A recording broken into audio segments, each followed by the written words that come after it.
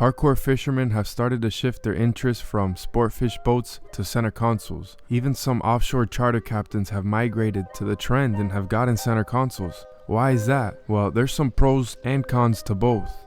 What's up guys, it's Life Offshore, and if you like boating, make sure to drop a like and subscribe to my channel. Center consoles have evolved over the years and have gotten to some ridiculous sizes already. So this comparison is getting more and more competitive in each and every aspect. Where sportfish used to dominate, center consoles starting to creep up. And this is to compare a big center console versus the same size sportfish. I'll be using HCB's 65 Estrella versus any sport fisherman in its size range. That'll just be the example that I'll use. We'll be using that comparison since it's the biggest center console to date. I'm not here to compare a 35 center console versus a 65-foot sport fish, so keep that in mind. When it comes to ride quality and being comfortable when getting caught out in a bad storm, a convertible sportfish is still way ahead of a center console in that regard, at least in my opinion. One main reason, besides the design of the boat, is that you have big heavy diesels at the bottom of the boat and not so far into the transom, creating a better ride versus a center console having their outboards all the way at the transom and mounted above the waterline.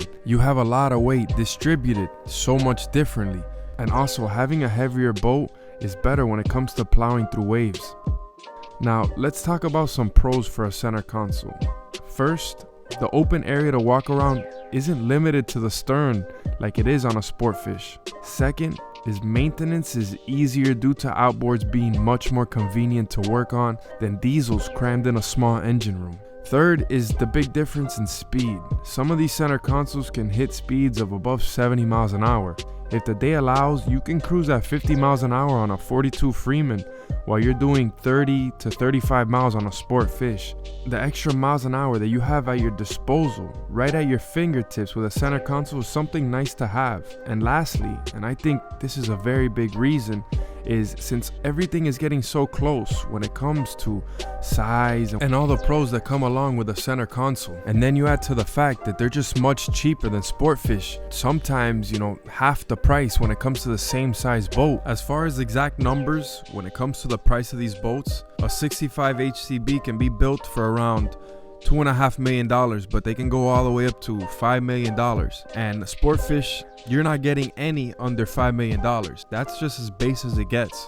But let's talk about why a sportfish might be a better fit for you or might be a better fit for somebody else than a center console.